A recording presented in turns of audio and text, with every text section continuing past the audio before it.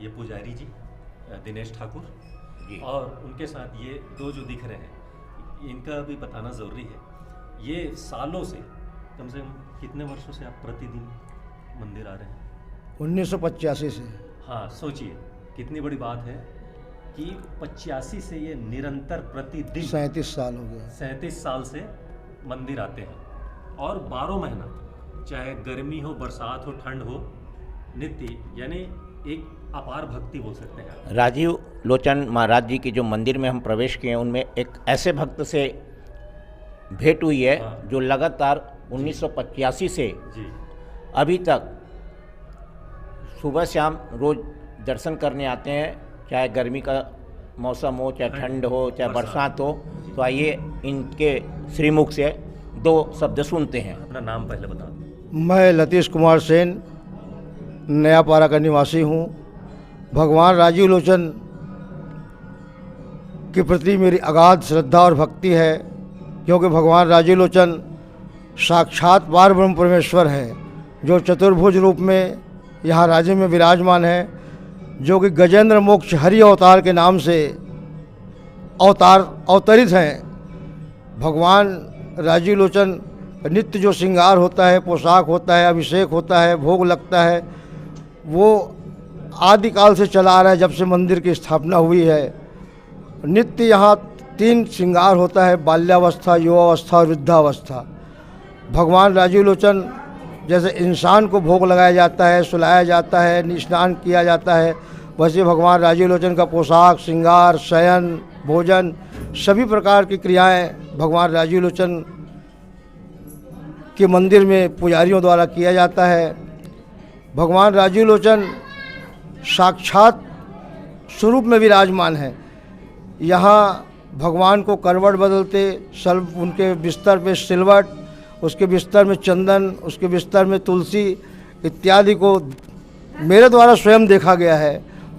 पुजारी और पंडा द्वारा मुझे दिखाया गया है कि भगवान राजीव लोचन कैसे शयन करते हैं, उसमें बिस्तर में कैसे सलवट होता है, भोजन करते हैं तो भोजन में कैसे तुलसी पत्र का भोग लगता है। एक बार तो ऐसा घटना हुआ, रक्षाबंधन के एक दिन पूर्व हम केवल एक सेवा करने के लिए आते हैं। हमने बर्तन भगवान जी का बर्तन साफ करके रात को रखे थे। सुबह वहाँ पुष्प और राखी का धागा मिला। दूसरे दिन हमको पुजारियों द्वारा कहा गया कि आप लोग बर्तन ठीक से साफ नहीं किए हो। हमने कहा हमने पूर्ण रूप से बर्तन साफ किया है। तो बोले फिर वहाँ तुलसी पत्र, फूल और राखी कहाँ से आया? तो हम लोगों ने कहा हम लोग तो सीधा साफ करके रखे थे, वो कहाँ से आया? तो एक दिन पहले हो सकता है भगवान लोमस ऋषि के द्वारा ये सब चीज़ भगवान राजीव लोचन को भेंट किया गया। ये अकाट्य प्रमाण है जो हमारे द्वारा अपनी आँखों से देखा गया है और पुजारियों को द्वारा बताया गया है कि हमारे ऊपर ऐसा होया कि आप लोग बर्तन साफ नहीं किए हो, जबकि ऐसा कुछ नहीं है, हम लोग साफ करके रखे थे। मतलब ऐसे कई प्रमाण हैं भगवान राजीव लोचन के जो प्रायः देखने को मिलते हैं। बिस्तर का सलवट, चंदन स्वयं मेरे को प्राप्त हुआ है, जिसे पंडा द्वारा श्री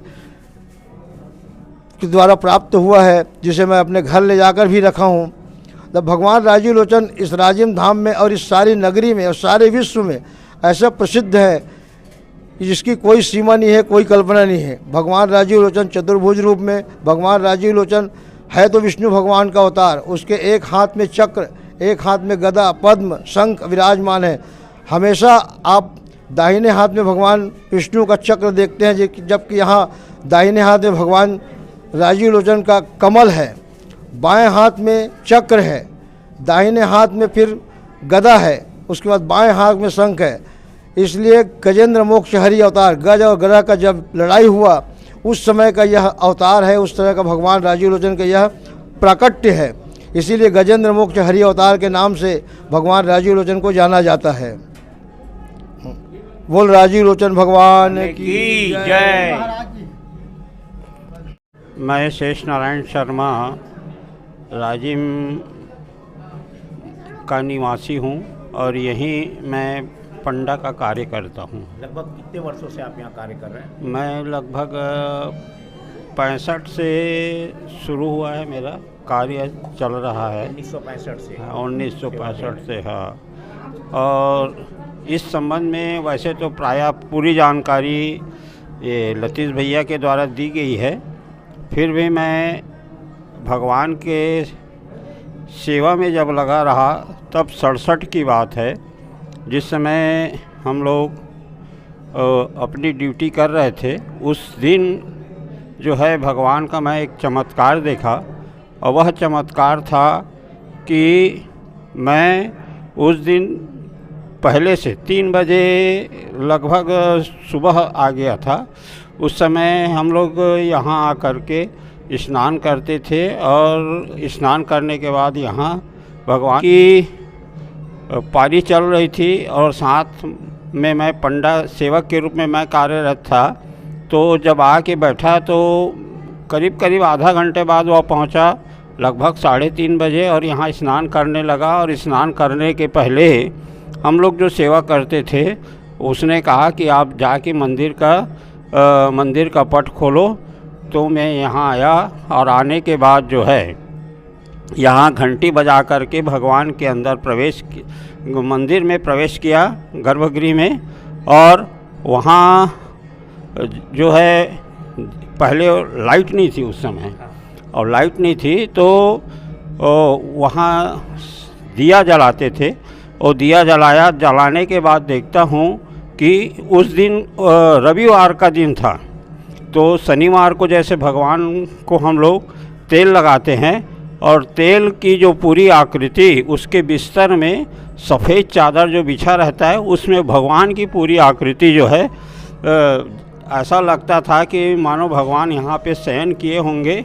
और साथ में देखा कि उनका जो दाहिने साइड का जो आपका सिराना था वो नीचे गिर गया था। तो ये चमत्कार देखा, देखने के बाद मैं तुरंत बताया जिनकी पारी थी भोलू के पिताजी की, तो वो आया और वो भी देखा। वो भी उस दिन का चमत्कार देख करके हम लोग बहुत अभिभूत हो गए। इस प्रकार से बाकी तो जानकारी उन लोगों द्वारा दी गई है। बोलो राजीव लोचन भगवान की जय। राजीव लोचन मंदिर में दर्शन करने के पश्चात आइए हम श्रद्धालु भक्तगणों से 2 शब्द उनके विचार जानते हैं। मैं डॉक्टर देवा देवांगन अधिवक्ता, मेरी पत्नी श्रीमती रंजना देवांगन अधिवक्ता, मेरी बिटिया मेघा देवांगन और मेरी बिटिया फान्या देवांगन, हम लोग रायपुर से हैं।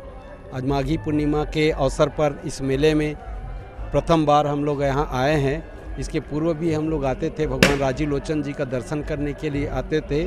और मुझे और मेरे परिवार को ऐसा विश्वास है कि यहाँ जो भी श्रद्धालु आते हैं भगवान राजीव लोचन का दर्शन करते हैं, और जो भी अपनी मनोकामना की मांग करते हैं उसकी मनोकामना यहाँ अवश्य पूरी होती है। और माघी पूर्णिमा के अवसर पर यहाँ की व्यवस्था को देखकर हम लोग बहुत ही खुश हुए हैं। बहुत अच्छा प्रशासनिक व्यवस्था है, बहुत अच्छा मंदिर को सजाया गया है। केवल माघी पूर्णिमा में ही ऐसा सजावट देखने को मिलता है। पूरा नदी से लेकर मंदिर तक पूरा चारों तरफ मगर चकाचौंध है, जिसको देखने में भी हमें बहुत अच्छा लगा। और भगवान राजीव लोचन का दर्शन हुआ, यह हमारे सौभाग्य की बात है।